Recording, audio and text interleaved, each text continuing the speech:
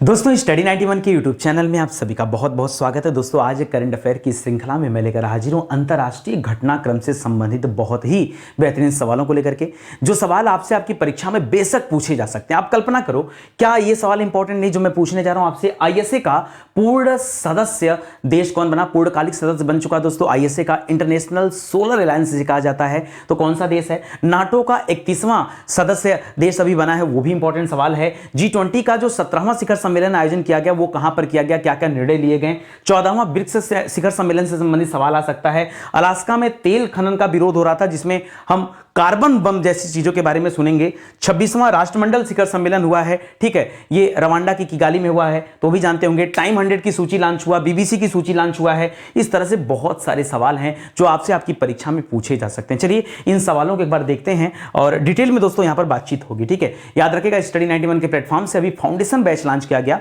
ये बैच दोस्तों आपको बहुत ही कम प्राइस पे अवेलेबल कराया जा रहा है और जीरो लेवल से लेकर के एडवांस लेवल की तैयारी आपकी हो पाएगी अगर आप इस बैच को ज्वाइन करते हैं। तो ये हमारा हेल्पलाइन नंबर है, कॉल करके संपर्क कर सकते हैं। सीधे अपने टॉपिक पर आते हैं और बहुत ध्यान से एक एक पॉइंट को याद कर लीजिएगा क्योंकि सभी पॉइंट परीक्षा की दृष्टिकोण से मोस्ट इंपॉर्टेंट है। बहुत कम शब्दों में दोस्तों पूरे के पूरे टॉपिक को मैं समराइज कर रहा हूं। एक सवाल आया था दोस्तों, नाटो का 31वां सदस्य देश कौन सा बना है? तो उत्तर तो हमारा फिनलैंड है। लेकिन मैं बताना चाहूंगा दोस्तों, जब रूस और यूक्रेन के बीच में जो लड़ाई चल रही थी, जो हमला चल रहा था, बहुत लंबी लड़ाई चली, अभी भी वो लड़ाई शांत नहीं हुआ, अभी भी लड़ाई जारी ही चल रहा है, ठीक है। आपने देखा किस तरह से यूक्रेन से भारतीयों को वापस लाया गया, ये भी आपने देखा होगा। खैर वो अलग बात है। अब इस लड़ाई के दौरान हुआ क्या कि यूक्रेन के आसपास के, यूक्रेन तो पड़ता है यूरोप में, उसके आसपास में दोस्तों एक कंट्री है स्वीडन और फिनलैंड। ये स्वीडन वही देश है दोस्तों जो नोबेल पुरस्कार वितरित करता है, ठीक है। तो स्वीडन की राजधानी स्टॉकहोम है और फिनलैंड की राजधानी हेलसिंकी है। इन दोनों देशों ने अप्लाई किया था कि हम भी नाटो में शामिल हो जाएं, ठीक है। लेकिन यहां पर स्वीडन जो है दोस्तों, इसको अभी जो है शामिल नहीं किया गया। क्यों? क्योंकि यहां पर तुर्की जो देश था दोस्तों, वो पहले से नाटो का मेंबर है, उसने थोड़ी सी आपत्ति जताई थी जिसके वजह से स्वीडन को अभी नहीं शामिल किया गया। लेकिन फिनलैंड जो देश है दोस्तों, इसको शामिल कर लिया गया है, यानी यह नाटो का 31वां सदस्य देश बन चुका है, ठीक है। तो इसको याद रखिएगा। वही सवाल आगे लिख रहा है कि फिनलैंड के गठबंधन में शामिल होने की आग्रह को मंजूरी देने वाला तुर्की नाटो का अंतिम देश है और इसने फिनलैंड को मंजूरी दे दिया, लेकिन अभी स्वीडन को मंजूरी नहीं मिली है, ठीक है। तो इस फिनलैंड का नाम दोस्तों आप जरूर याद रखिएगा, परीक्षा में निश्चित रूप से पूछा जा सकता है। ये नाटो क्या दोस्तों? तो नाटो का फुल फॉर्म होता है नॉर्थ अटलांटिक ट्रीटी ऑर्गेनाइजेशन, ठीक है। ये नाटो है और नाटो की स्थापना कब हुआ था दोस्तों? तो याद रखिएगा 4 अप्रैल 1949 को दोस्तों इसकी स्थापना किया गया, ठीक है। 4 अप्रैल 1949 को वाशिंगटन संधि हुई थी और उसी संधि के दौरान दोस्तों इस नाटो की स्थापना किया गया था। इसके कुल 31 सदस्य देश हो चुके हैं। 31वें नंबर पे फिनलैंड का नाम आता है और 30वें पे दोस्तों उत्तरी मैसेडोनिया का नाम आता है। किसका नाम आता है? 30वां मेंबर कौन था? उत्तरी मैसेडोनिया दोस्तों, ये 30वां मेंबर था। और 31वें नंबर पे कौन है? तो फिनलैंड देश है, इसे याद रखेंगे, ठीक है। अगर स्वीडन को भी मंजूरी मिल जाता है तो ये 32वें नंबर का देश बन जाएगा, ठीक है। और एक खासियत भी होती है, नाटो देश में कहा जाता है कि अगर नाटो देश के कोई सदस्य कोई मेंबर है, उस पर अगर किसी देश ने हमला कर दिया तो ये मान लिया जाता है कि नाटो के 31 देशों पर उस देश ने हमला कर दिया है, इसलिए नाटो वाले देशों से लोग लड़ाई करने से थोड़ा सा बचते हैं, ठीक है। इसको ध्यान रखेंगे, ठीक है। अगला देखिए इंपॉर्टेंट क्या है दोस्तों, सीपरी का रिपोर्ट आया 2022 का, ठीक है। ये सीपरी रिपोर्ट क्या है दोस्तों? ये एक ऐसा रिपोर्ट है जो ये बताता है कि कौन सा देश हथियारों का कितना आयात कर रहा है, कितना निर्यात कर रहा है, क्या पोजीशन है, वो अपने रक्षा बजट पर कितना खर्च कर रहा है, ठीक है, डिफेंस पर कितना एक्सपेंस कर रहा है। ये सारी जानकारी हमें इस सीपरी रिपोर्ट के माध्यम से मिलती है, ठीक है। सीपरी का अपना फुल फॉर्म भी है दोस्तों, Stockholm International Peace Research Institute, ठीक है। इसी के द्वारा दोस्तों 13 मार्च 2023 को यह रिपोर्ट जारी किया गया और इसमें बताया गया कि वर्ष 2018 से लेकर 22 तक का जो समय है, यानी जो 4 साल का समय है, इस 4 साल में दुनिया का सबसे बड़ा हथियार आयातक देश, आयातक मतलब क्या होता है? हथियार को मंगाने वाला, ठीक है। निर्यात का मतलब एक्सपोर्ट होता है, यानी किसी चीज को देश के बाहर भेजना। आयात का मतलब होता है देश में मंगाना। तो विश्व का सबसे बड़ा हथियार आयात देश में दोस्तों पिछले 4 वर्षों की अगर बात किया जाए तो यहां पर नंबर 1 पर कौन दोस्तों? भारत है, ठीक है। नंबर 1 पर दोस्तों भारत है, याद रखिएगा, सवाल परीक्षा में आ सकता है। नंबर 2 पर दोस्तों सऊदी अरब है और नंबर 3 पर यूक्रेन है। तो यूक्रेन और रूस में लड़ाई चल रहा था, इसलिए इसने हथियार का इतना ज्यादा आयात किया। हमेशा यूक्रेन का नंबर ज्यादा नहीं होता है, मतलब ये तीसरे नंबर पे ऐसा नहीं हमेशा रहता है, लेकिन सऊदी अरब और भारत ये हमेशा पहले दूसरे पे चलते रहते हैं। इनको आप जरूर याद रखिएगा, ये सवाल इंपॉर्टेंट है। ये तो बात हो गया आयातक के बारे में, सवाल निर्यातक से भी बन सकता है। कैसे? ये पूछ सकता है कि हथियारों के निर्यात में सर्वाधिक हिस्सेदारी दोस्तों किस देश की है? कौन सा देश सबसे ज्यादा हथियार बेचता है? तो पहले तो इसमें रसिया का नाम आता था, ठीक है, हमेशा रसिया नंबर 1 पर रहता था और यही सोच करके बच्चे क्या करेंगे, रसिया टिक करेंगे, लेकिन रसिया इस बार का जवाब नहीं है। साल 2022 में जो सीपीटी का रिपोर्ट आया, इसमें कहा गया कि अमेरिका सबसे बड़ा दोस्तों हथियार निर्यातक देश बन गया है। तो अमेरिका दोस्तों नंबर 1 पर आ गया है और इसने ये पहले 33% दोस्तों निर्यात करता था और जो निर्यात बढ़कर कितना हो गया दोस्तों, 40% हो गया है। तो अमेरिका दोस्तों नंबर 1 पर है। रूस दोस्तों यहां नंबर 2 पर है। रूस इस समय हथियार का निर्यात ज्यादा नहीं कर पा रहा है क्योंकि उसको खुद की लड़ाई लड़नी है, तो उसका जो निर्यात है दोस्तों पहले से घटा। पहले 22% निर्यात होता था, जो घट करके क्या हो गया दोस्तों, 16% हो गया। बाकी तीसरे नंबर की बात करेंगे तो तीसरे नंबर पे फ्रांस है और चौथे नंबर पे दोस्तों किसका नाम आता है, चीन का नाम आता है। तो ये भी आप याद रखेंगे, जिन बच्चों ने पढ़ा होगा वही इसका जवाब दे पाएगा, बाकी से उत्तर क्या हो जाएगा, गलत हो जाएगा। देखिए अंतरराष्ट्रीय घटनाक्रम में बहुत सारे न्यूज हैं, लेकिन मैं आपको सिलेक्टेड न्यूज दूंगा, ठीक है, केवल उतना जहां से निश्चित रूप से परीक्षा में सवाल पूछे जाएं, सिर्फ और सिर्फ ऐसे सवालों पर हम चर्चा करेंगे, ठीक है। आगे आइए, आगे बढ़ते हैं। एक सवाल दोस्तों, 5वां भारत आसियान व्यापार शिखर सम्मेलन का आयोजन किया गया। सवाल ये बनता है कि ये 5वां था, अच्छा किस नंबर का था ये भी पूछा जाता, तो 5वां भारत आसियान शिखर सम्मेलन था। इसका आयोजन दोस्तों कहां पर हुआ है, तो कुआलालंपुर में हुआ है, ठीक है। कुआलालंपुर कहां पर दोस्तों, मलेशिया सुना आपने, मलेशिया सुना है, सिंगापुर सुना है, बस उसी बेल्ट में दोस्तों कुआलालंपुर आता है। तो कुआलालंपुर दोस्तों ये जगह है मलेशिया के पास में, ठीक है, मलेशिया में। और 6 मार्च 2023 को दोस्तों भारत आसियान शिखर सम्मेलन का आयोजन यहाँ पे किया गया। अच्छा, इसमें हिस्सा किसने लिया दोस्तों, तो इलेक्ट्रॉनिक्स और सूचना प्रौद्योगिकी राज्य मंत्री हैं जिनका नाम है राजीव चंद्रशेखर, उन्होंने दोस्तों इसमें हिस्सा लिया और भारत की तरफ से दोस्तों उन्होंने भारत का प्रतिनिधित्व किया, ठीक है, इसको याद रखेंगे, और संबोधन भी किया, ठीक है। एक सवाल दोस्तों थीम से आता है अक्सर करके, ठीक है, जैसे ब्रिक्स का थीम पूछ सकता है, G20 का थीम पूछ सकता है, उसी तरह से भारत आसियान का थीम भी बड़ा इंपॉर्टेंट है, तो जरा ध्यान दीजिएगा, ठीक है। रणनीतिक व्यापार साझेदारी के लिए भारत आसियान आर्थिक संबंधों को मजबूत करना और आगे बढ़ाना, ठीक है। अगर हम शॉर्टकट में इसे समझने का प्रयास करें तो हम इतना भी कह सकते हैं कि भारत आसियान के मध्य जो आर्थिक संबंध है उसको बढ़ावा देना और आगे उसको और बढ़ाना, ये दोस्तों इस बार का क्या है, थीम रखा गया था, ये आप याद रखेंगे। 2023 में 6 मार्च 2023 को ये भारत आसियान शिखर सम्मेलन का आयोजन किया गया कुआलालंपुर में, ठीक है। अच्छा, भारत आसियान शिखर सम्मेलन की जब हम बात करते हैं तो आसियान देशों में एशिया के 10 बड़े देश आते हैं। किसके, आसियान में और कोई देश नहीं, यूरोप वगैरह, दक्षिण अफ्रीका या फिर अफ्रीका की बात कर लें, कॉन्टिनेंट की बात कर लें, या उत्तरी अमेरिका या दक्षिण अमेरिका कॉन्टिनेंट की बात कर लें, उनके देश नहीं दोस्तों। आसियान में सिर्फ और सिर्फ एशिया के देश सम्मिलित है। और एशिया के कितने देश भैया, तो एशिया के 10 देश सम्मिलित हैं। वो 10 देश कौन कौन से हैं, तो याद रखिएगा, इंडोनेशिया है, मलेशिया है, फिलीपींस है, सिंगापुर है, थाईलैंड है, ब्रुनोई है, वियतनाम है, कंबोडिया है, म्यांमार है और लाओस है। आप ध्यान से देखेंगे तो आपको पता चलेगा कि इस आसियान कंट्री में भी भारत नहीं शामिल है। भारत सार्क का देश है दोस्तों, सार्क में शामिल है, लेकिन भारत आसियान में भी शामिल नहीं है। हालांकि भारत हिस्सा लेता है आसियान सम्मेलन में, लेकिन यह उसका पार्टनर देश नहीं है। इसमें केवल 10 देश हैं, ये आप देख रहे हैं, ठीक है। अच्छा, भारत से छोटे छोटे भी कई सारे देश हैं। इस क्षेत्रीय समूह का निर्माण कब हुआ था दोस्तों, तो अगस्त 1967 में। जी हाँ दोस्तों, 1967 में दोस्तों इसका निर्माण किया गया था। बैंकॉक जो कि थाईलैंड की राजधानी है, वहां पर दोस्तों आसियान की स्थापना की गई थी और आसियान घोषणा पत्र एक साइन हुआ था। जिस तरह से नाटो की स्थापना वाशिंगटन घोषणा पत्र से हुआ है, उसी तरह से आसियान की स्थापना वर्ष 1967 में आसियान घोषणा पत्र से हुआ है। कहां पर हुआ दोस्तों, तो याद रखिएगा, थाईलैंड की राजधानी बैंकॉक में हुआ है। इस बार मलेशिया की राजधानी कुआलालंपुर में दोस्तों क्या हुआ है, इसका बैठक हुआ, आयोजन किया गया, भारत आसियान शिखर सम्मेलन, तो इसको भी आप याद रखेंगे, ठीक है। चलिए आगे बढ़ते हैं, अगला सवाल लिख रहा है डेनमार्क की ग्रीन सैंड परियोजना। दोस्तों ग्रीन सैंड परियोजना क्या है, अच्छा मैं आपको शॉर्टकट तरीके से बताता हूं। देखो पीछे जो लिखा है ना, उसको पढ़ने से पहले आप मेरी बातों को समझिए। आप देख रहे हैं दोस्तों कि लगातार ग्रीन हाउस गैस का उत्सर्जन बढ़ रहा है।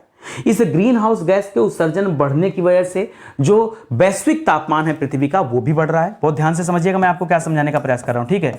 ग्रीन हाउस गैस में क्या हो रहा है दोस्तों, ग्रीन हाउस गैस में वृद्धि हो रहा है बहुत ज़्यादा तेजी से, और इसमें CO2 का योगदान है, इसमें CH4 का योगदान है, इसमें सल्फर डाइऑक्साइड का योगदान है। तो ऐसे बहुत सारे गैस हैं, नाइट्रस ऑक्साइड का योगदान है। तो बहुत सारे ऐसे गैस हैं जो ग्रीन हाउस गैसें कहे जाते हैं। इन ग्रीन हाउस गैसों की वजह से जो वैश्विक तापमान है, जो वैश्विक तापमान है, जिसे इंग्लिश में आप क्या कहते हैं, ग्लोबल वार्मिंग। क्या कहते हैं दोस्तों, याद रखिएगा, ग्लोबल वार्मिंग कहते हैं। तो ग्लोबल वार्मिंग दोस्तों क्या हो रहा है, बढ़ रहा है, ठीक है। और ग्लोबल वार्मिंग बढ़ने की वजह से क्या हो रहा है दोस्तों, जो समुद्र का जलस्तर है, जो समुद्र का जलस्तर है वो भी बढ़ रहा है, ठीक है। समुद्र का जल स्तर भी क्या हो रहा है, जल स्तर भी बढ़ रहा है। क्यों? क्योंकि दोस्तों जो हिमखंड हैं, जो बर्फ थे वो पिघल रहे हैं, तो बर्फ पिघलेगा, पानी बनेगा, पानी बनकर समुद्र में मिलेगा और समुद्र का जलस्तर धीरे धीरे क्या हो जाएगा, बढ़ता चला जाएगा। ये एक सिचुएशन बन रही है। तो दोस्तों बहुत सारे देशों ने कई सारे सम्मेलन किए, जैसे कॉन्फ्रेंस ऑफ पार्टीज वगैरह होता है, तो वहां पर क्या होता है कि एक नियम बनाया जाता है कि भाई देश जो है कम से कम ग्रीन हाउस गैस का उत्सर्जन करे। CFC भी यहाँ पे, ठीक है, CFC कार्बन फ्लोरोकार्बन, ठीक है। तो ये भी है दोस्तों यहाँ पर। तो याद रखेंगे इसकी कम से कम ग्रीन हाउस गैसों का उत्सर्जन किया जाए। ऐसे में जो सबसे इंपॉर्टेंट गैस है कार्बन डाइऑक्साइड, ठीक है। वैसे हमारे वायुमंडल में कार्बन डाइऑक्साइड की जो मात्रा है, जो CO2 की मात्रा है, वो मात्र 0.003% है, ठीक है। अब नए आंकड़ों में दोस्तों और भी नीचे आ गया है, ये अलग चीज है। लेकिन दोस्तों यहां पर जो डेनमार्क देश है, इसने क्या किया ना कि जो ड्रिल होता है ना जमीन के अंदर, उस ड्रिल की सहायता से दोस्तों एक परियोजना के माध्यम से, जिस परियोजना का नाम रखा गया ग्रीन सैंड परियोजना, इसके माध्यम से उत्तरी सागर, बाल्टिक सागर का नाम सुना होगा, ये ठीक नॉर्वे जो देश है ना, नॉर्वे और स्वीडन जो देश है, उसके ठीक नीचे दोस्तों उत्तरी सागर है, ठीक है। और थोड़ा सा नीचे आकर के आप राइट की तरफ जाएंगे, राइट की तरफ जाएंगे तो आपको बाल्टिक सागर मिल जाएगा, ठीक है। उसी में कील नहर का नाम सुनते हैं, ठीक है। तो उत्तरी सागर में दोस्तों 1800 मीटर नीचे दोस्तों ये कार्बन डाइऑक्साइड को दोस्तों स्टोर किया जा रहा है और उसी से संबंधित एक परियोजना है, तो इसको आप याद रखेंगे। कार्बन डाइऑक्साइड दोस्तों वातावरण को अधिक गर्म करने से रोकने के लिए यहां पर कार्बन डाइऑक्साइड इंजेक्ट किया जा रहा है, और ऐसा करने वाला डेनमार्क जो है दोस्तों पहला देश बन गया, ठीक है। कोपेनहेगन दोस्तों इसकी राजधानी है, इसको भी आप याद रखेंगे, ठीक है। आगे बढ़िए, अगला न्यूज पढ़ते हैं, ठीक है। अगला सवाल आता है G20 का। जी हाँ दोस्तों, G20 का 17वां शिखर सम्मेलन जो किया गया दोस्तों, इसका आयोजन कहां पे हुआ है, तो इंडोनेशिया जो देश है दोस्तों, द्वीप है, वहां पर बाली पड़ता जगह, ठीक है, बाली में दोस्तों इसका आयोजन किया गया, ठीक है। G20 नाम से लगता है कि ग्रुप ऑफ 20, ठीक है, यानी 20 देशों का एक समूह है जिसमें भारत भी आता है, ठीक है। चलिए, भारत दोस्तों अभी याद रखेगा G7 में तो नहीं, G20 में आमंत्रित किया गया था भारत, और इसका आयोजन दोस्तों बाली में तो किया गया, बाली इंडोनेशिया में है। लेकिन बाली में भी दोस्तों एक जगह है नूसा दुआ, हो सकता है परीक्षा में बाली दे ही ना, हो सकता है परीक्षा में डायरेक्ट नूसा दुआ दे दे। अब जब बच्चों को नहीं पता होगा नूसा दुआ के बारे में तो कैसे आप बताएंगे। याद रखिएगा 17वें नंबर का जो G20 समिट हुआ है वो इंडोनेशिया के बाली के नूसा दुआ में हुआ है, याद रखेंगे। और कब इसका आयोजन किया गया, नवंबर में, 15-16 नवंबर को दोस्तों इसका आयोजन किया गया है 2022 में, तो इसको भी आप याद रखेंगे, ठीक है। अच्छा, 18वां जो अगला G20 शिखर सम्मेलन होगा उसकी मेजबानी अब कौन करेगा दोस्तों, तो भारत करने वाला है, तो इसको भी आप याद रखेगा। ये नई दिल्ली में दोस्तों आयोजित किया जाएगा, सितंबर 2023 में दोस्तों G20 शिखर सम्मेलन का आयोजन किया जाएगा। प्रचार प्रसार दोस्तों लगातार किया जा रहा है, अभी से प्रचार प्रसार जारी है, तो आप जान ही सकते हैं, ठीक है। अच्छा, G20 जो 2022 में हुआ है दोस्तों, इस G20 2022 का थीम क्या है, ये थीम बड़ा इंपॉर्टेंट है, याद रखेगा, रिकवर टुगेदर, ठीक है, रिकवर टुगेदर, रिकवर स्ट्रॉन्गर, ठीक है, रिकवर टुगेदर, रिकवर स्ट्रॉन्गर, ये इस बार का दोस्तों G20 का थीम था, इसे भी याद रखेंगे, ठीक है। मोदी जी ने दोस्तों विश्व में आसन्न जो खाद्य संकट है उस पर अपनी चिंता व्यक्त किया। रूस और यूक्रेन के बीच में जो लड़ाई चल रही थी उसको डिप्लोमेसी के माध्यम से बैठ करके बातचीत करने के माध्यम से हल करने पर अपना विचार दिया कि अब युद्ध को संघर्ष विराम की आवश्यकता है, ठीक है। और इस तरह से दोस्तों उन्होंने अपना अपील किया। बाकी आतंकवाद के बारे में मोदी जी हमेशा कहते रहते हैं, चाहे वैश्विक स्तर पर कितने भी समिट हो जाए, उन सब समिट में दोस्तों आतंकवाद एक बड़ा मुद्दा होता है जिसको हमेशा भारत अपने पक्ष की तरफ से रखता है, ठीक है। तो इसको आप याद रखेंगे। जितने इंपॉर्टेंट पॉइंट्स बन सकते थे वो सभी इंपॉर्टेंट पॉइंट्स मैंने आपको दे दिए हैं, ठीक है। आगे बढ़िए, लिख रहा है 40वें और 41वें आसियान शिखर सम्मेलन। दोस्तों अभी हमने पीछे तो पढ़ा था भारत आसियान शिखर सम्मेलन, देखिए वो अलग था, ठीक है, वो 5वां भारत आसियान शिखर सम्मेलन था जो कुआलालंपुर में हुआ था। ये दोस्तों आसियान शिखर सम्मेलन है। और 40वां 41वां एक साथ क्यों, क्योंकि कोविड की वजह से दोस्तों 40वें का आयोजन नहीं किया गया था, तो एक साथ दोनों का किया जा रहा है। नवंबर 2022 में दोस्तों इसका आयोजन किया गया है। कहां पर दोस्तों, तो कंबोडिया में, राजधानी कंबोडिया की नामपेन, ठीक है, कंबोडिया की राजधानी नामपेन में इस आसियान शिखर सम्मेलन का आयोजन किया गया। जब भारत आसियान पूछे और 5वां भारत आसियान पूछे तब आप कुआलालंपुर जवाब दीजिएगा। जब 40वां 41वां पूछे तब आप क्या बताएंगे, नामपेन बताइएगा, जो कि कंबोडिया की राजधानी है। कंबोडिया वही देश है जहां पर दुनिया का सबसे बड़ा, क्षेत्रफल की दृष्टि से सबसे बड़ा मंदिर है भगवान विष्णु का, अंकोर वाट का मंदिर। कहां पर भैया? ये कंबोडिया में है। तो उस सवाल को भी आप याद रखेंगे, ठीक है। आगे देखिए, करा आसियान के वार्षिक शिखर सम्मेलन में, इसी जो सम्मेलन चल रहा था 40वां 41वां, इसी में दो छोटे छोटे और सम्मेलन को इंक्लूड कर दिया गया कि भाई अलग से उसके लिए समय न देना पड़े, इतने बड़े बड़े नेता एक जगह जुटे हुए हैं। तो वहीं पर एक और समिट हो जाता है 17वीं पूर्वी एशिया शिखर सम्मेलन। 17वीं पूर्वी एशिया शिखर सम्मेलन का भी आयोजन कहां किया गया? कंबोडिया की राजधानी नामपेन में ही किया गया। और साथ ही साथ आसियान +3 का सम्मेलन भी इसी के साथ हो गया। तो ये तीन चीजों को आप एक साथ समराइज करके याद रखेंगे, ठीक है। अच्छा, थीम क्या रखा गया दोस्तों? जिस तरह से G20 का थीम हमने क्या पढ़ा कि क्या पढ़ा दोस्तों, बताइए? रिकवर टुगेदर, रिकवर स्ट्रॉन्गर, ये हमने पढ़ा। आसियान भारत शिखर सम्मेलन जो चल रहा था उसमें हमने पढ़ा कि भारत आसियान के आर्थिक पक्षों को दोस्तों बढ़ावा देना, ठीक है, प्रोत्साहित करना, ये उसका थीम था। और यहां पर दोस्तों जो आसियान शिखर सम्मेलन, इसका थीम क्या है? तो याद रखिएगा, आसियान चुनौतियों का संयुक्त समाधान। जी हां दोस्तों, आसियान चुनौतियों का संयुक्त समाधान, ये दोस्तों यहां पर क्या रखा गया? यहां पर थीम रखा गया, ठीक है। लिख रहा है वर्ष 2023 में जो अगला आयोजित किया जाएगा दोस्तों, वो इंडोनेशिया में आयोजित किया जाएगा। तो ये भी इंपॉर्टेंट है, मतलब जो अगला आसियान शिखर सम्मेलन होगा वो कहां पर आयोजित किया जाएगा? 40वां 41वां तो एक साथ हो गया, यानी ये 42वें नंबर का होगा, ठीक है। जो इंडोनेशिया में होगा दोस्तों, ये किस नंबर का होगा? ये 42वां आसियान शिखर सम्मेलन होगा, ये इंडोनेशिया में होगा, ठीक है। अच्छा, यहां पार्टिसिपेट कौन किया दोस्तों? तो भारत के उपराष्ट्रपति हैं दोस्तों जगदीप धनखड़ जी, वो यहां दोस्तों पार्टिसिपेट करने गए थे। फिर से वही आतंकवाद का मुद्दा, फिर से वही खाद्य और ऊर्जा संरक्षण का मुद्दा, ठीक है, उस पर मुद्दा को उठाया, उस पर अपने चिंताओं को व्यक्त किया और बातचीत हुई, ठीक है। इसको याद रखिएगा। एक चीज और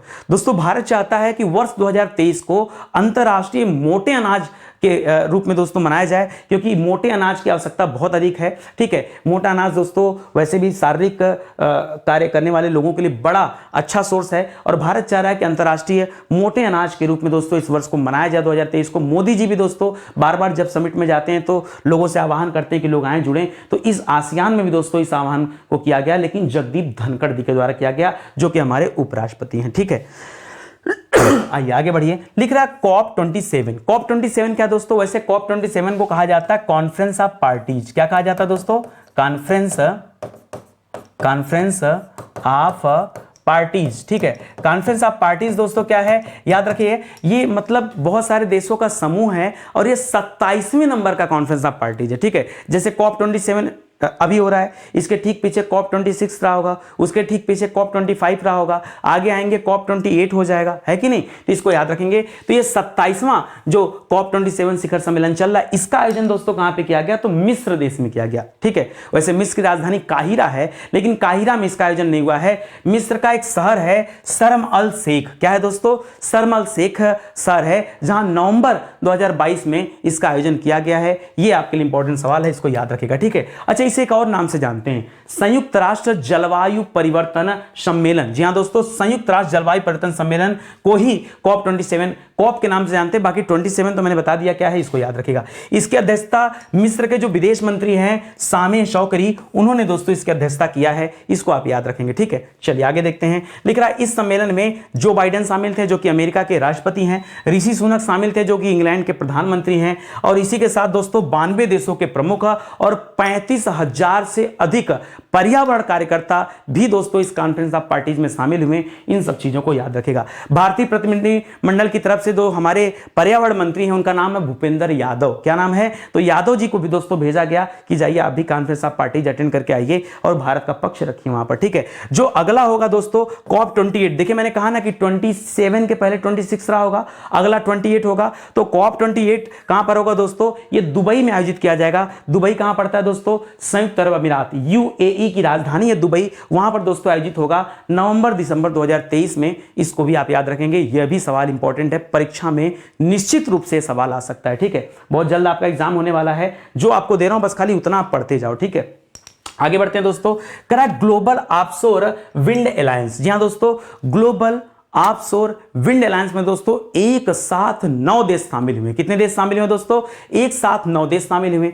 अब एक्चुअली में इनका संबंध क्या? जो COP27 वाली मीटिंग चल रही थी ना, याद रखें नवंबर में जो COP27 की मीटिंग चल रही थी, उसी मीटिंग में वैश्विक अपतटीय पवन गठबंधन, जिसको हम दोस्तों यहां पर ग्लोबल ऑफशोर विंड अलायंस की बात करें, उसी को वैश्विक अपतटीय पवन गठबंधन कहा जाता है। उसमें दोस्तों कुल 9 देशों ने हस्ताक्षर किया। वो 9 देश कौन कौन से थे दोस्तों? तो उसमें ब्रिटेन था, जर्मनी ने हस्ताक्षर किया, अमेरिका ने किया, बेल्जियम ने किया। बेल्जियम में दोस्तों नाटो का मुख्यालय, बेल्जियम की राजधानी ब्रुसेल्स में नाटो का मुख्यालय है, याद रखेंगे। कोलंबिया ने किया, ठीक है, नाटो HQ लिख दे रहा हूं, हेडक्वार्टर, ठीक है। आयरलैंड ने किया, नॉर्वे ने किया, नीदरलैंड ने किया और जापान ने किया। ये 9 देश हैं दोस्तों जिन्होंने आवेदन किया है। इसी समय कॉन्फ्रेंस ऑफ पार्टी जब चल रहा था नवंबर 2022 में, तभी दोस्तों इन्होंने अपना पक्ष रखा था, हस्ताक्षर कर दिया था। 10वें देश के रूप में दोस्तों ऑस्ट्रेलिया भी आने को तैयार हो गया, ठीक है। तो अगर ऑस्ट्रेलिया शामिल होता है तो ऑस्ट्रेलिया कौन से नंबर पे आ जाएगा? ये 10वां देश हो जाएगा। अच्छा, ये है क्या सर, ये बता दीजिए। तो देखिए मैं आपको बताऊं,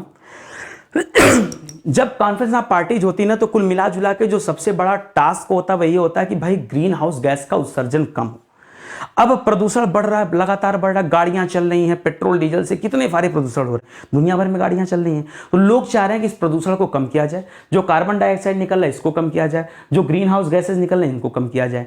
उसके चक्कर में अच्छा और भी बहुत सारे हैं, प्रदूषण केवल गाड़ियों से नहीं निकल रहा है, बिजली बनाई जा रही है, बड़े बड़े थर्मल पावर स्टेशन है, वहां से जो धुआं निकल रहा है वो भी तो प्रदूषण कर रहा है वायुमंडल को, ठीक है। उसके वजह से भी तो वैश्विक तापमान बढ़ रहा है। ऐसे में ये डिसाइड किया गया कि अगर इस पवन गठबंधन, जो अपतटीय पवन गठबंधन है, पवन चक्की का नाम सुना है, ठीक है, हवा चलता है, पवन चक्की घूमती है और फिर बिजली का उत्पादन होता है। तो अगर इसको लाया जाए तो दोस्तों इसके वजह से पर्यावरण को नुकसान नहीं पहुंचेगा। जिस तरह से जो हमारा सौर तंत्र हम इस्तेमाल करते हैं, जब सोलर सिस्टम का यूज करके बिजली पैदा करते हैं तो वहां कोई वायुमंडल को नुकसान नहीं पहुंचता है, कोई इन्वायरमेंट को नुकसान नहीं पहुंचता, उसी तरह से पवन ऊर्जा से भी कोई नुकसान नहीं पहुंचता है। तो अब लोग जो देश हैं वो ये चाह रहे हैं कि हम अपने अपने देशों में अपतटीय पवन ऊर्जा का उत्पादन करें। उसी के लिए दोस्तों 9 देशों ने सहमति जताई है, ठीक है। और उसी के लिए कहा जा रहा है कि अंतर्राष्ट्रीय ऊर्जा एजेंसी जो है, ठीक है, इंटरनेशनल ऊर्जा एजेंसी जो है दोस्तों, उसने कहा कि 2050 ईस्वी तक अपतटीय पवन ऊर्जा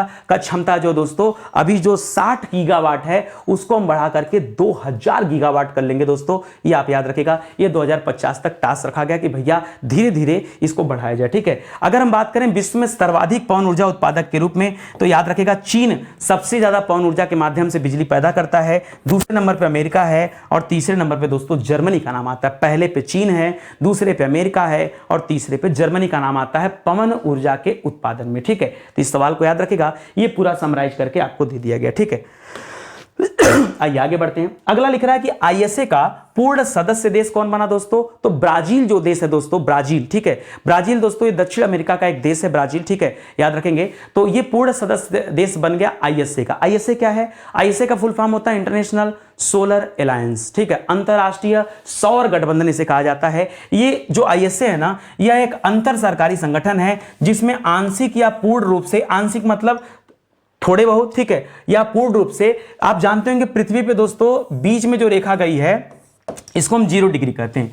इस 0 डिग्री को दोस्तों भूमध्य रेखा कहा जाता है या फिर इसे विषुवत रेखा कहा जाता है, ठीक है। लेकिन इसके ठीक ऊपर दोस्तों जो 23.5 डिग्री वाली रेखा है दोस्तों, 23.5 डिग्री उत्तरी अक्षांश की रेखा, उसे हम कहते हैं कर्क रेखा। और नीचे जो 23.5 डिग्री वाली दक्षिण अक्षांश रेखा है, साउथ वाली, इसे हम मकर रेखा कहते हैं। तो कहा जाता है कि इस कर्क से लेकर मकर तक, मतलब 23.5 डिग्री उत्तरी अक्षांश से लेकर के 23.5 डिग्री दक्षिणी अक्षांश के बीच जितने भी देश आते हैं, चाहे पूरी तरीके से चाहे आंशिक रूप से, वो सभी देश दोस्तों शामिल किए जाते हैं। कहां पर? वो ISA के मेंबर माने जाते हैं, ऐसा कहा जाता है। क्यों ऐसा कहा गया दोस्तों? क्योंकि ISA का काम क्या है? इंटरनेशनल सोलर अलायंस, ये सौर ऊर्जा पर काम करता है। और सूरज दोस्तों आपको पता है, शायद ना पता हो, ज्योग्राफी मैंने कई बार ये पढ़ाया है, धरती जो हमारी है ना, सूरज कभी 23.5 डिग्री से ऊपर गया ही नहीं आज तक, ना कभी 23.5 डिग्री उत्तरी अक्षांश रेखा के ऊपर गया, कभी सूरज 24 डिग्री पे गया ही नहीं भाई, और ना कभी 24 डिग्री के नीचे आया। जो 23.5 डिग्री दक्षिण अक्षांश रेखा है उसके नीचे भी नहीं गया। सूरज हमेशा 23.5 डिग्री उत्तरी अक्षांश से 23.5 डिग्री दक्षिण अक्षांश के बीच में घूमता रहता है। पहले यहां जाएगा, यहां से फिर यहां आएगा, यहां से फिर यहां जाएगा, फिर आएगा, ये क्रम चलता रहता है। अरबों सालों से यही चल रहा है और आगे अरबों सालों तक यही चलता रहेगा, ठीक है, ये आप याद रखेंगे।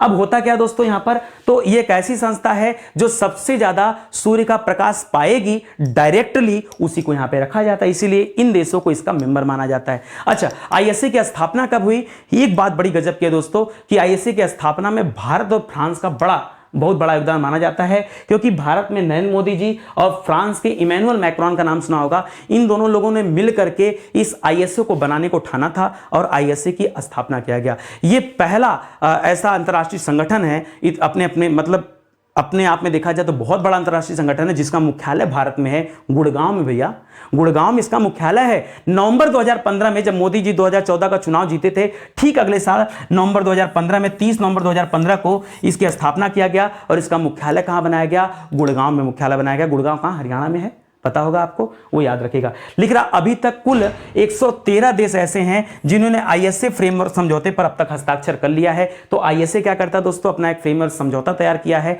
ठीक है, कि और उस पर कितने देशों ने हस्ताक्षर कर लिया? तो कुल 113 देशों ने हस्ताक्षर कर लिया। अभी एक लेटेस्ट करंट अफेयर और अपडेट कर लिए दोस्तों, हाल ही में संयुक्त राष्ट्र महासभा ने इस आईएसए को पर्यवेक्षक का दर्जा दे दिया है। सवाल पूछ सकता परीक्षा में, निश्चित रूप से स्टार लगा लीजिए इस पॉइंट पर भी, इस पॉइंट पर भी मोस्ट इंपॉर्टेंट है। और एक तीसरा पॉइंट है दोस्तों कि हाल ही में कांगो गणराज्य का नाम सुना है आपने? अफ्रीका में है, अफ्रीका कॉन्टिनेंट में। इस कांगो गणराज्य ने आईएसए फ्रेमवर्क को साइन किया। ये अभी लेटेस्ट सवाल है, इसको आप याद रखिएगा। जिस तरह से नाटो का मेंबर अभी फिनलैंड बना है, उसी तरह से आईएसए फ्रेमवर्क को साइन करने वाला देश कौन है? कांगो गणराज्य है। जबकि आईएसए की पूर्ण सदस्य हासिल करने वाला देश कौन सा है? तो ब्राजील है। इसको भी याद रखेंगे, ठीक है। ये एकदम क्रीम सवाल हो गया, ठीक है। आप में से कोई बच्चा अगर ये कह दे कि सवाल इंपॉर्टेंट नहीं है, ठीक है, पढ़ने में मजा नहीं आ रहा, देखो एकदम जितने फैक्ट निकल सकते हैं ना, वो निचोड़ मैं आपको दे रहा हूं, नकल मारने की जरूरत नहीं। ये तो मैं इसलिए देता हूं कि आपको कुछ मिल जाए, वरना याद तो मुझे है ही है, कोई दिक्कत नहीं, ठीक है। अब सुनिए, 22वां संघाई सहयोग संगठन। संघाई सहयोग संगठन को शॉर्टकट में कहा जाता है SCO, संघाई कोऑपरेशन ऑर्गेनाइजेशन। जी हां दोस्तों, संघाई कोऑपरेशन ऑर्गेनाइजेशन यानी संघाई सहयोग संगठन। इसका आयोजन दोस्तों कब किया गया? SCO की बैठक कब हुई? तो याद रखेगा सितंबर 2022 में दोस्तों इसकी बैठक हुई। उज्बेकिस्तान में एक जगह दोस्तों समरकंद, ताशकंद मत जाइएगा, समरकंद दोस्तों एक जगह है, समरकंद में इसकी बैठक हुई। ताशकंद तो राजधानी हो जाएगा, ठीक है। तो याद रखेगा समरकंद में दोस्तों इस SCO की बैठक हुई है और इसमें भारत का प्रतिनिधित्व स्वयं मोदी जी ने किया। भाई संघाई कोऑपरेशन ऑर्गेनाइजेशन की बात थी तो यहां मोदी जी गए हुए थे, याद रखेगा। इस बैठक में दोस्तों बनारस को पहली बार सांस्कृतिक और पर्यटन राजधानी दोस्तों SCO ने घोषित किया है। SCO ने अपनी सांस्कृतिक और पर्यटन राजधानी किसे घोषित किया है? बनारस शहर को, जो कि मोदी जी का लोकसभा क्षेत्र है, ठीक है। तो इसको याद रखिएगा, स्टार लगा के, बहुत इंपॉर्टेंट है, ठीक है। संघाई सहयोग संगठन का जो 23वां, ये तो 22वें नंबर का है, जो 23वां शिखर सम्मेलन होगा दोस्तों, ये मोदी जी इसलिए गए थे कि भैया अगला वाला हमें दे दीजिए, ठीक है। तो अगला वाला दोस्तों जो SCO की बैठक होगी वो भारत में होगी, याद रखिएगा। अगला G20 भी दोस्तों आपको पता है 2023 में, देखिए 2023 में क्या जो G20 दोस्तों वो भी अध्यक्षता भारत को मिल गया है और संघाई कोऑपरेशन ऑर्गेनाइजेशन की भी अध्यक्षता दोस्तों भारत को मिल गया है। तो ये भी आप याद रखेंगे, ठीक है। वर्तमान में इस संघाई कोऑपरेशन ऑर्गेनाइजेशन में कुल 8 सदस्य देश हैं और तुर्की जो दोस्तों, पता है तुर्की देश का नाम बदल दिया गया, इसीलिए आप बार बार तुर्की पढ़ रहे हैं, ठीक है। तो तुर्की को दोस्तों 9वां सदस्य देश बनाने की भी बातचीत हुई, घोषणा नहीं हुई। अगर घोषणा हो जाता तो मैं यहां 9 ना बताता। अभी बातचीत चल रही कि तुर्कियों को शामिल कर लिया जाए, शामिल हुआ नहीं है, ठीक है। शामिल कर लिया जाए, सिर्फ बातचीत हुई। तो बाकी के 8 देश में दोस्तों याद रखेगा कौन कौन से देश हैं? एक तो भारत आता है, संघाई SCO का मेंबर है, चीन आता है, रूस आता है, पाकिस्तान है, कजाकिस्तान है, किर्गिस्तान है, तजाकिस्तान है और उज्बेकिस्तान है, ठीक है। तो आप याद रखेंगे ये कुल मिला के 8 मेंबर हैं। 9वें मेंबर के रूप में दोस्तों तुर्की के आने की संभावना चल रही है, ठीक है। अच्छा, कुछ देशों को दोस्तों पर्यवेक्षक का दर्जा दिया गया है, ठीक है। इसमें से कुछ देशों को, जैसे अफगानिस्तान हो गया, बेलारूस हो गया, इसमें से नहीं है, अलग से देश है, ठीक है। अफगानिस्तान हो गया, बेलारूस हो गया, ईरान हो गया और मंगोलिया हो गया, ठीक है। ये 4 ऐसे देश हैं जिनको पर्यवेक्षक का दर्जा दिया गया है और कुछ ऐसे देश हैं जिनको डायलॉग पार्टनर की संज्ञा दिया गया है, याद रखिएगा, जिसमें तुर्की आता है, नेपाल आता है, श्रीलंका आता है, कंबोडिया है, अजरबैजान है और आर्मेनिया देश है, ठीक। आर्मेनिया देश है। ये कुल मिला के 6 देश हैं जिनको क्या रखा गया दोस्तों? डायलॉग पार्टनर के रूप में जाना जाता है, ठीक है। तो इस पूरे पॉइंट को आप याद रखिएगा। मैं आपको कई सारे बच्चे कमेंट कर रहे थे कि सर प्लीज आप स्क्रीन से हट जाइए ताकि हम स्क्रीनशॉट ले सकें। भैया क्यों स्क्रीनशॉट ले रहे हो? डिस्क्रिप्शन में एक लिंक दिया गया है, केवल आपको क्लिक मारना है, पीडीएफ वाले सेक्शन पे आ जाओगे, डाउनलोड पीडीएफ पे क्लिक करो, पीडीएफ डाउनलोड हो गया। क्यों स्क्रीनशॉट मारना भाई, क्यों 25 बार स्क्रीनशॉट मार रहे हो? अभी आप आराम से पढ़ लो, पढ़ने के बाद पीडीएफ डाउनलोड कर लो, 10-15 मिनट के अंदर दोस्तों पीडीएफ अपडेट हो जाता है, ठीक है, तो आप आराम से डाउनलोड कर सकते हैं। आगे देखते हैं दोस्तों, लिख रहा है 26वां राष्ट्रमंडल शिखर सम्मेलन। दोस्तों पता है आपको राष्ट्रमंडल देश कौन से थे? राष्ट्रमंडल देशों में उन देशों को शामिल किया जाता है जो कभी न कभी इंग्लैंड के उपनिवेश रहे हों। भारत उपनिवेश था, भारत उपनिवेश था ना, इसलिए भारत को भी राष्ट्रमंडल शिखर सम्मेलन में हिस्सा लेना होता है, राष्ट्रमंडल खेल में हिस्सा लेना होता है, जिसे हम कॉमनवेल्थ गेम कहते हैं भाई। तो 26वां राष्ट्रमंडल शिखर सम्मेलन का आयोजन किया गया कहां पर दोस्तों? रवांडा, एक देश है रवांडा, अफ्रीका में पड़ता है, उसकी राजधानी किगाली, उसकी राजधानी कहां है? किगाली। तो रवांडा किगाली में दोस्तों इसका आयोजन किया गया, इसकी बैठक हुई जून 2022 में, ठीक है।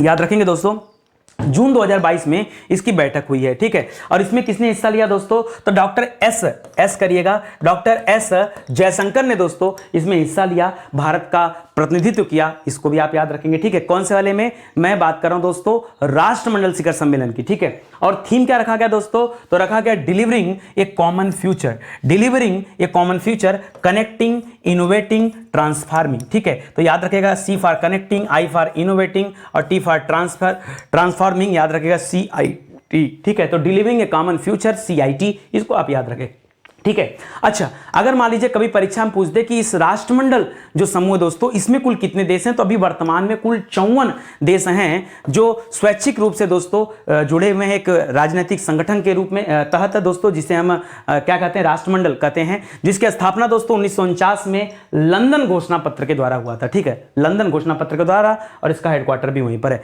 26वें नंबर वाला तो दोस्तों किगाली में हो गया, रवांडा किगाली में। और 27वें नंबर का जो राष्ट्रमंडल शिखर सम्मेलन होगा ये समोआ देश में दोस्तों आयोजित किया जाएगा। समोआ दोस्तों, अच्छा पहली बार दोस्तों इस सम्मेलन को किसी प्रशांत महासागर में स्थित देश में मनाया जा रहा है। तो समोआ दोस्तों यह प्रशांत क्षेत्र में स्थित है, यह एक देश है समोआ, वहां पर दोस्तों 27वें नंबर का राष्ट्रमंडल शिखर सम्मेलन का आयोजन किया जाएगा, ठीक है, इसको आप ध्यान रखेंगे।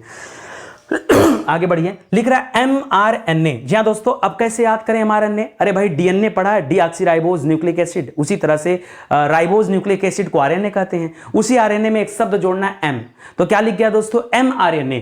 mRNA दोस्तों एक वैक्सीन है और इसका उत्पादन सुविधा वाला पहला अफ्रीकी देश कौन सा बन गया? तो रवांडा ही दोस्तों वो पहला देश है जिसने आरएनए वैक्सीन उत्पादन किया है, ये आप याद रखेंगे। और यहीं पर दोस्तों अभी राष्ट्रमंडल शिखर सम्मेलन की बात भी हम कर रहे थे, ठीक है, तो इसको भी याद रखेंगे। लिख रहा है कि 13 मार्च 2023 को जर्मन दवा कंपनी है बायोनटेक, इसके द्वारा दोस्तों बायोटेनस नामक एक mRNA मोबाइल कंटेनर विकसित किया गया। इसमें कुल 6 कंटेनर प्राप्त होते हैं और ये क्या करता है दोस्तों? जो बहुत सारे संक्रामक रोग हैं जो संक्रमण से फैलते हैं, छूने से फैलते हैं, जैसे मलेरिया हो गया, ठीक है, तपेदिक हो गया, HIV हो गया, कैंसर हो गया, ठीक है, तो इनके उपचार करने में दोस्तों सब संक्रामक नहीं है, कई अन्य जो है खतरनाक रोग भी हैं, लाइलाज रोग भी हैं। HIV का अभी तक कोई परमानेंट इलाज नहीं, कैंसर में बहुत सारे कैंसर ऐसे हैं जिनका कोई इलाज अभी तक नहीं मिला है, तो उनके लिए दोस्तों ये एक उपयोगी साबित होगा, ये जो वैक्सीन है उपयोगी साबित होगा, याद रखेंगे। लिख रहा बायोटेनस ने मॉड्यूल सिस्टम में 2 मॉड्यूल बनाया है, प्रत्येक में 6 कंटेनर होते हैं। पहले वाले मॉड्यूल में क्या होता है दोस्तों?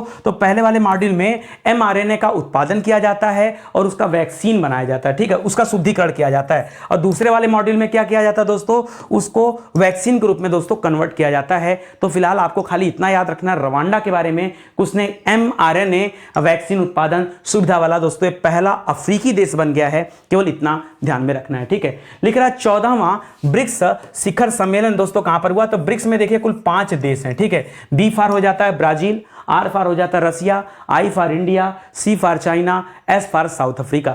एक जिस सीक्वेंस में नाम लिखा है दोस्तों उसी सीक्वेंस में इसकी मेजबानी भी लोग करते हैं। दोस्तों भारत की बात किया जाए तो भारत में दोस्तों 13वां ब्रिक्स शिखर सम्मेलन जो किया गया था वो कहां पर हुआ था दोस्तों? दिल्ली में आयोजित किया गया था। तो दिल्ली में, अब I फॉर इंडिया है तो इंडिया के बाद दोस्तों किसका नंबर है? चाइना का नंबर है। तो 14वें नंबर का जो ब्रिक्स शिखर सम्मेलन चल रहा है ये चाइना ने दोस्तों इसमें लिया हिस्सा, मतलब इसकी मेजबानी कर रहा है। तो इसका आयोजन दोस्तों दोस्तों जून 2022 में ही हो गया था और चीन की मेजबानी में वर्चुअल तरीके से दोस्तों इस ब्रिक्स समिट को आयोजित किया गया था। इसमें रूसी राष्ट्रपति जो व्लादिमीर पुतिन है वो भी हिस्सा लिए थे, चीन के राष्ट्रपति जो शी जिनपिंग वो भी हिस्सा लिए थे, ब्राजील के राष्ट्रपति जायर बोल्सोनारो, सबके राष्ट्रपति थे, खाली भारत के प्रधानमंत्री थे, ठीक है। जायर बोल्सोनारो हो गए, दक्षिण अफ्रीका के राष्ट्रपति साइरिंग रामफोसा हो गए और भारत के प्रधानमंत्री नरेंद्र मोदी ने दोस्तों इस वर्चुअल समिट में हिस्सा लिया था, याद रखेंगे। अच्छा, इस ब्रिक्स का थीम क्या रखा गया दोस्तों? तो उच्च गुणवत्ता वाली ब्रिक्स साझेदारी को बढ़ावा देना और वैश्विक विकास के लिए नए युग की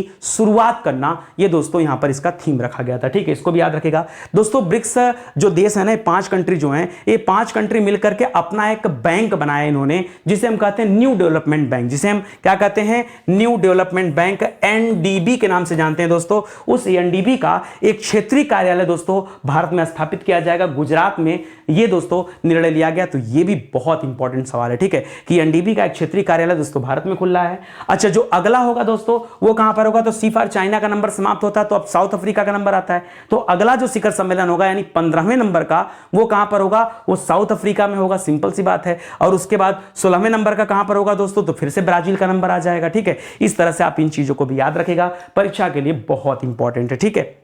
आइए आगे बढ़ते हैं, अगला पॉइंट पढ़ते हैं। लिख रहा दुनिया की पहली हाइड्रोजन ट्रेन। जी हाँ दोस्तों, पहली हाइड्रोजन ट्रेन। दोस्तों एक दिन पहले मैंने क्लास लिया था तो मैंने वहाँ पर दोस्तों भारत में बताया था कि भारत में जो हाइड्रोजन है दोस्तों, हाइड्रोजन के अभी उस पर रिसर्च चल रहा है और एक प्लांट लगाया जा रहा है मथुरा में, बहुत बड़ा प्लांट लग रहा है हाइड्रोजन, ग्रीन हाइड्रोजन के लिए जो प्लांट लग रहा है वो कहाँ पर लग रहा है दोस्तों? ग्रीन हाइड्रोजन का जो प्लांट है दोस्तों, ग्रीन हाइड्रोजन का, ये कहां पर लगाया जा रहा है? तो ये हमारे देश के अगर हम बात करेंगे तो मथुरा की बात करेंगे, ठीक है। अच्छा, यहां पर दोस्तों हाइड्रोजन ट्रेन बना दिया गया। ये हाइड्रोजन ट्रेन दोस्तों जर्मनी ने बनाया। अभी तक क्या होता था कि चाहे विद्युत से चलती है ट्रेन, चाहे डीजल से, चाहे जो है भाप वाला जमाना तो चला ही गया है, कोयले का जमाना भी चला गया है, ठीक है। कुल मिला जुला के चाहे जैसे भी चले, लेकिन प्रदूषण बहुत ज्यादा होता था। उस प्रदूषण को कम करने के लिए या समाप्त करने के लिए या शून्य करने के लिए ये बहुत आवश्यक था हाइड्रोजन ट्रेन, और जर्मनी ने बनाकर दिखा दिया हाइड्रोजन ट्रेन को। और अपने यहां दोस्तों लगभग 13 या 14 ट्रेनों का दोस्तों अनावरण किया है जर्मनी ने। अब 13-14 ट्रेनें दोस्तों हाइड्रोजन से चलने वाली ट्रेनें होंगी, इसको आप याद रखेंगे। तो ये लिख रहा है कि जर्मनी सरकार ने जीवाश्म ऐसे नहीं लिखा जाएगा, ऐसे, ठीक है, जीवाश्म ईंधन के स्वच्छ विकल्प के रूप में हाइड्रोजन के उपयोग का विस्तार करने का समर्थन किया है। हाइड्रोजन ट्रेनों से कोई भी प्रदूषण उत्पन्न नहीं होता है, ना ही ये ट्रेनें किसी प्रकार की शोर करती। जिस तरह से ईवी वाली बाइक नहीं होती, इलेक्ट्रिक व्हीकल वाली बाइक, वो कहां शोर करती, उसी तरह से ये जो ट्रेनें होती हैं, जैसे मेट्रो में कभी आप आवाज जल्दी नहीं सुनते होंगे, वैसे ही दोस्तों ये हाइड्रोजन ट्रेनें भी आवाज नहीं करती हैं। बस इनसे क्या निकलता है दोस्तों? इनके संचालन से भाप निकलता है और वेपोराइज्ड वाटर जो होता है दोस्तों उसका उत्सर्जन होता है, ये आप याद रखेंगे। तो सवाल ये पूछ सकता है कि हाइड्रोजन ट्रेन चले तो ठीक है, लेकिन वो किसका उत्सर्जन करती है? तो बताइएगा भाप का उत्सर्जन करती है और वेपोराइज्ड वाटर का उत्सर्जन करती है, ठीक है। और 1 किलो हाइड्रोजन की अगर हम बात करें तो इसमें लगभग 4.5 लीटर डीजल के बराबर होता है, इसलिए दोस्तों इसको शुद्ध माना जा रहा है, सस्ता भी माना जा रहा है, ठीक है। अब हाइड्रोजन की बात आई गई है तो हाइड्रोजन से चलने वाली दुनिया की पहली तरल हाइड्रोजन से चलने वाली दोस्तों फेरी आई है। फेरी क्या है दोस्तों? फेरी एक पानी वाला जहाज होता है, ठीक है। उस जहाज के माध्यम से कंटेनर को एक स्थान से दूसरे स्थान पर भेजते हैं, व्यक्तियों को एक स्थान से दूसरे स्थान भेजते हैं, व्यक्तियों के गाड़ियों को, माल को उठाकर लाद करके एक स्थान से दूसरे स्थान पर भेजा जाता है, उसी को हम फेरी बोलते हैं। क्या बोलते हैं? फेरी। तो दोस्तों उस फेरी का नाम है MF हाइड्रा। क्या नाम है भाई? हर गाड़ी का जैसे नाम होता है ना, Tata safari, Scorpio, Pajero, Fortuner, ठीक है, उसी तरह से इस फेरी का नाम, इस पानी वाली जहाज का नाम क्या है? MF हाइड्रा नाम है। क्या नाम है? MF hydra. और लिख रहा है नॉर्वे की कंपनी है नॉरलेड। नॉर्वे कंपनी का नाम क्या है? नॉरलेड। उसने तरल हाइड्रोजन का इस्तेमाल करके दोस्तों दुनिया की पहली फेरी MF हाइड्रा को लॉन्च किया है। यह समुद्री उद्योग में ग्रीन हाउस गैस के उत्सर्जन को कम करने की दिशा में एक महत्वपूर्ण कदम है, ठीक है। इस फेरी से दोस्तों एक बार में एक साथ 300 यात्रियों को और 80 वाहनों को दोस्तों एक स्थान से दूसरे स्थान पर ले जाया जा सकता है। तो ये दोस्तों अभी तो स्टार्टअप हुआ है, स्टार्ट किया गया। अगर ये सक्सेस रहता है तो धीरे धीरे दोस्तों बहुत सारी फेरियां चलेंगी, धीरे धीरे बहुत सारे हाइड्रोजन ट्रेन आ जाएंगे। तो हाइड्रोजन के साथ मैंने इसको इसलिए रख दिया कि वहां हाइड्रोजन ट्रेन पढ़ा, यहां हाइड्रोजन तरल हाइड्रोजन से चलने वाली फेरी के बारे में पढ़ रहे हैं, ठीक है। आगे बढ़िए। अगला लिख रहा है यूएन। यूएन मतलब यूनाइटेड नेशन में स्वास्थ्य स्वस्थ पर्यावरण को मानवाधिकार के रूप में दोस्तों नामित किया गया। अभी माना गया है कि स्वस्थ पर्यावरण भी एक मानवाधिकार है और उसको यूएन में दोस्तों मान्यता दिया गया। अभी मैं बताना चाहूंगा, कुछ दिनों पहले दोस्तों एक देश था आई थिंक वेनेजुएला, जिसने क्या किया था दोस्तों, जो पशु पक्षी होते हैं ना उनको भी अपना अधिकार दे दिया था। ठीक है, कि उनका भी अपना अधिकार है, पेड़ पौधों का भी अपना अधिकार है। तो यूएन ने भी दोस्तों लगे हाथ घोषणा कर दिया कि स्वस्थ पर्यावरण इस पृथ्वी के लिए क्या है, उसका अपना मानवाधिकार है, हम पर्यावरण को दूषित नहीं कर सकते, ऐसा यूएन ने दोस्तों मान्यता दिया। तो 28 जुलाई 2022 को पारित एक प्रस्ताव में यूएन में कहा गया कि स्वच्छ, स्वस्थ और सतत पर्यावरण तक की पहुंच के लिए एक सार्वभौम मानवाधिकार की आवश्यकता है, इसकी बात किया था। इस यूएन में दोस्तों कुल 193 देश दोस्तों इसके मेंबर हैं। इसमें से 161 देशों ने इस पक्ष में प्रस्ताव किया कि हां जो है स्वस्थ पर्यावरण की आवश्यकता है। आप ये जानना चाहेंगे कि भारत ने क्या किया, तो भारत ने भी दोस्तों इस प्रस्ताव को मंजूरी दिया। इस प्रस्ताव पर अपनी सहमति जताई कि बिल्कुल सही, स्वस्थ पर्यावरण तो होना ही चाहिए, स्वच्छ पर्यावरण तो होना ही चाहिए। लेकिन कुछ देश ऐसे थे जो इस पक्ष में नहीं थे। आपने देखा ना 193 देश थे, तो मतदान किया कितने लोगों ने, 161 देशों ने हामी जताई, तो बाकी ने तो नहीं जताई।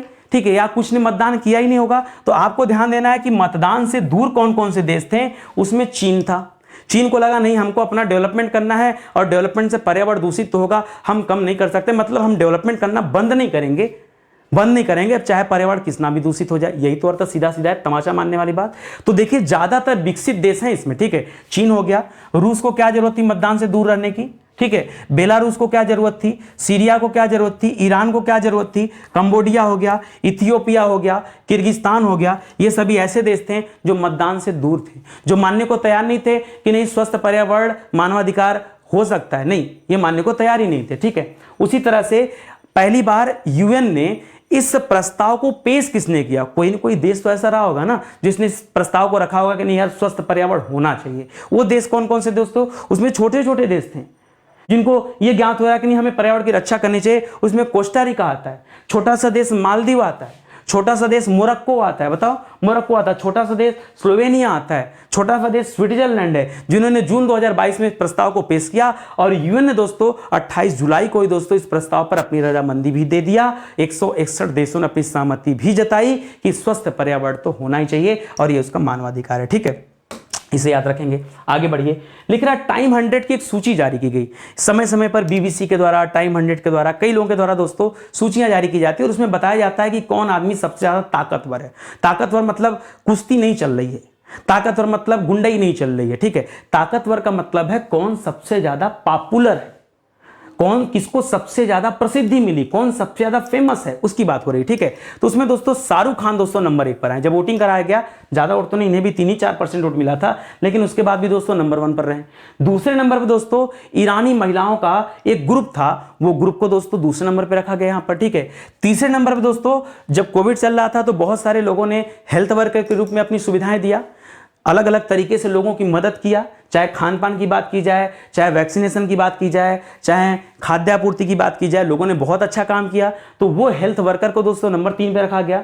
नंबर 4 पर दोस्तों ब्रिटेन के प्रिंस हैं हैरी और उनकी पत्नी का नाम है मेघन, इनको रखा गया। और 5वें नंबर पे दोस्तों लियोनल मेसी का नाम आता है जो कि फुटबॉलर है। ठीक है, ये 5 है दोस्तों, टॉप 5 याद रखेगा। ये टाइम 100 की सूची आई थी। ठीक है, और इसमें से जो नंबर 2 पर ईरानी महिलाओं का जो ग्रुप था उनको times person of the year 2022 में दोस्तों चुना गया है, रखा गया कवर पेज पर, इसको भी याद रखेगा। ये जो टाइम मैगजीन है उसने अपने कवर पेज पर दोस्तों इसे रखा पर्सन ऑफ द ईयर के रूप में, किसे, नंबर 2 वाले को। ठीक है, ईरानी महिलाओं के ग्रुप को। ठीक है, इसके अलावा दोस्तों अन्य में, और अब ऐसा तो नहीं टाइम 100 की बात कर रहा है, टाइम 100 की बात कर, हमने तो 5 के बारे में पढ़ा।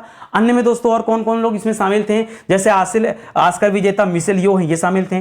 पूर्व टेनिस खिलाड़ी सेरेना विलियम्स को भी शामिल किया गया। मेटा फेसबुक का नाम अब मेटा हो गया, तो मेटा के मुख्य कार्यकारी अधिकारी सीईओ जो है दोस्तों, क्या नाम है, मार्क जुकरबर्ग, उनको भी रखा गया। ब्राजील के राष्ट्रपति लुइज इनासियो लुला डी सिल्वा हैं, उनको भी रखा गया। ठीक है, तो इन लोगों को दोस्तों टाइम्स 100 की सूची में रखा गया है। नंबर 1 पर दोस्तों शाहरुख खान है, इसको आप याद रखेगा। 1, 2, 3 कम से कम इतना तो रखिएगा। इसी तरह से बीबीसी के द्वारा भी सर्वे किया गया, उसमें 100 सबसे प्रभावशाली व्यक्तियों की सूची जारी की गई। उन 100 सबसे प्रभावशाली व्यक्तियों में 4 भारतीय महिलाओं को शामिल किया गया। कितने?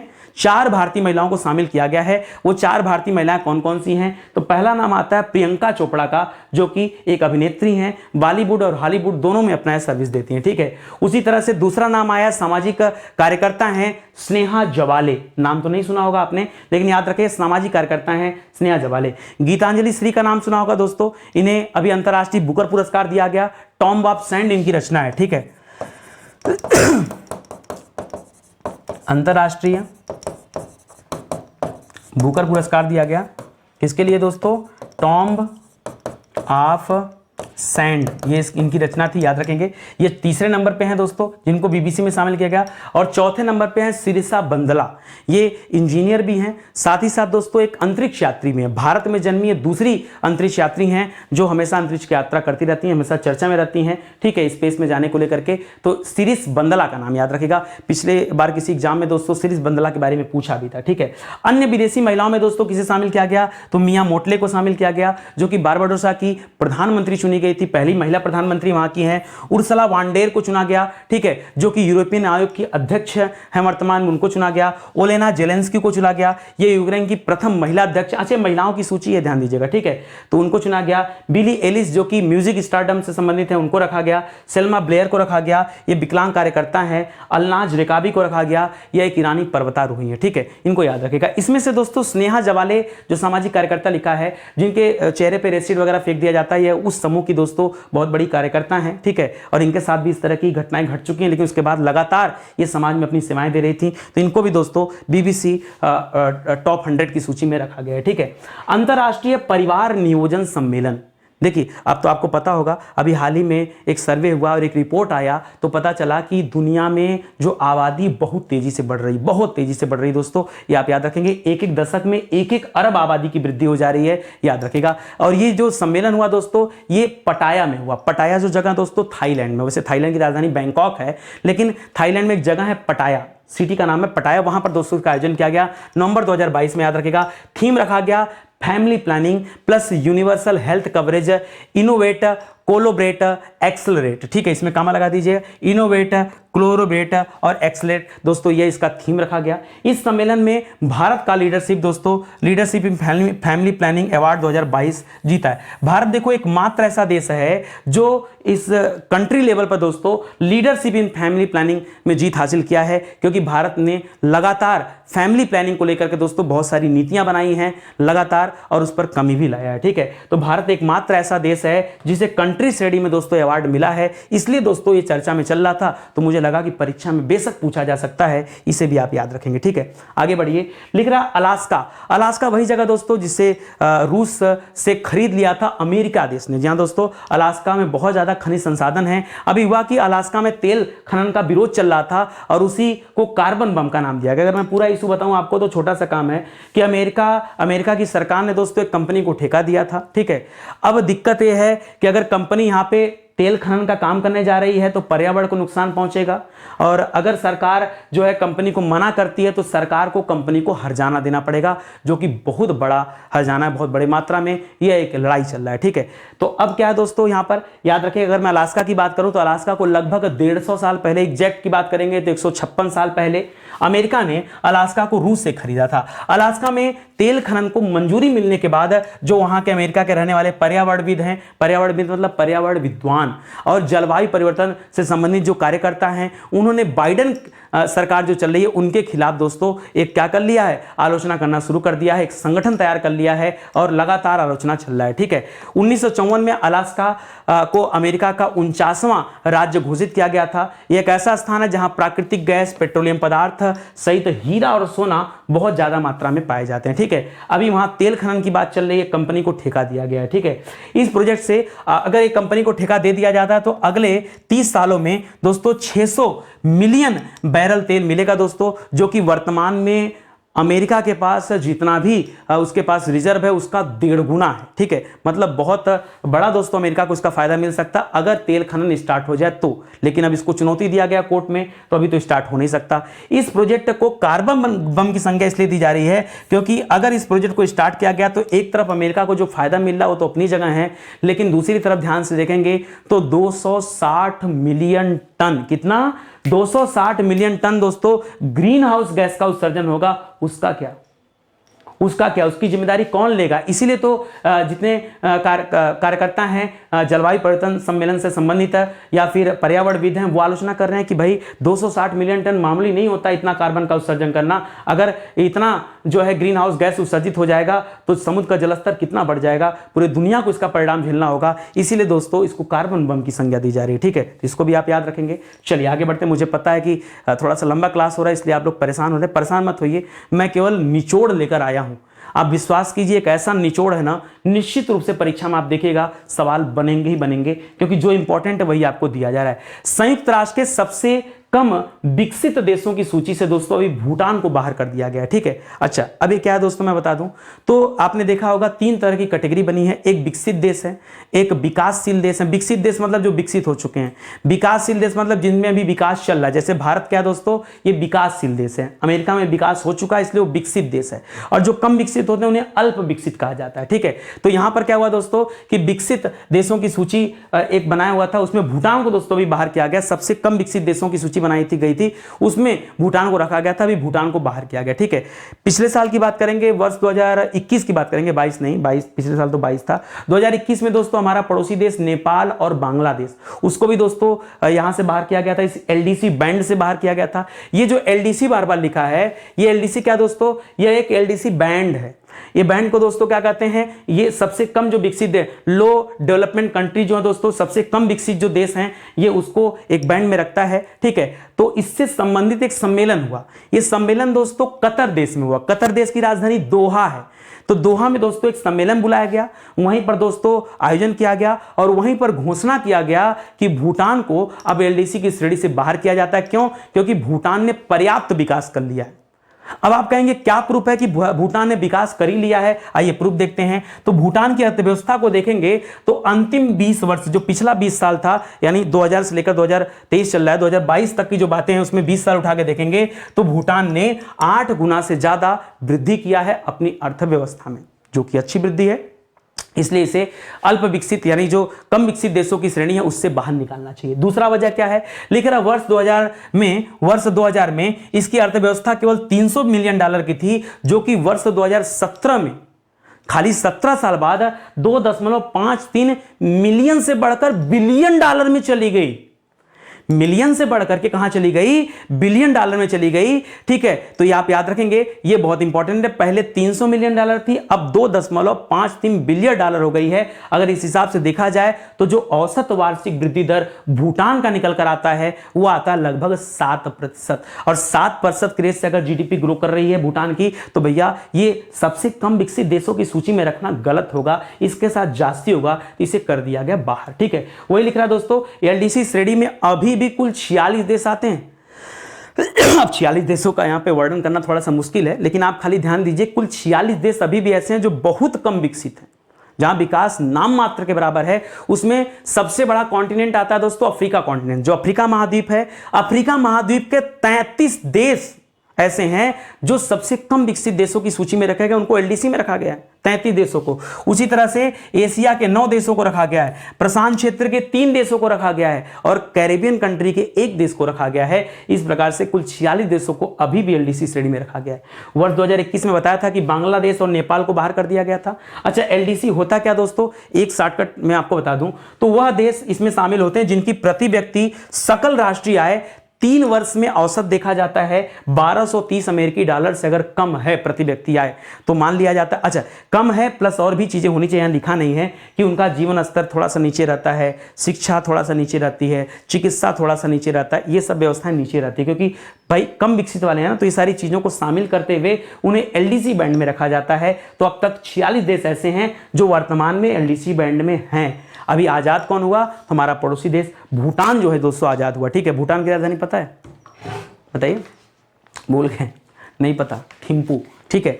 एक राजधानी का मैंने वीडियो बनाया था 2 पार्ट में, पूरे देश, दुनिया में जितने भी देश हैं उन सभी देशों के बारे में मैंने बताया आपको, ठीक है। राजधानी सहित पढ़ाया, आप चाहें तो यूट्यूब पर सर्च कर सकते हैं, खाली लिखिए कि कैपिटल एंड कंट्री स्टडी 91। आपको जो कुछ पढ़ना हो ना यूट्यूब पे, आप वो लाइन लिखा करिए, साथ में स्टडी 91 शब्द लिख दिया करिए, आपको वीडियोज मिल जाएगा, ठीक है। तो दोस्तों आज का सेशन यहीं पर समाप्त होता है। बस आपसे एक निवेदन करना चाहूंगा दोस्तों, स्टडी 91 आजकल अपने कंटेंट में बहुत अच्छा काम कर रहा है, बहुत मेहनत से काम कर रहा हूं दोस्तों, और मुझे तो आत्मसंतुष्टि मिल रही है।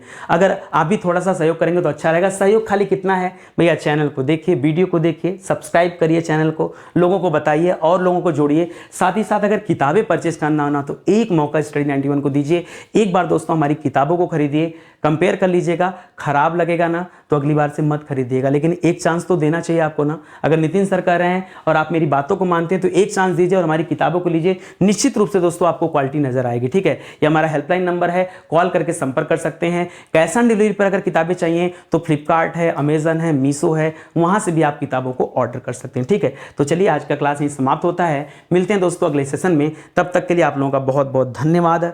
जय हिंद, जय Bharat. Thank you so much.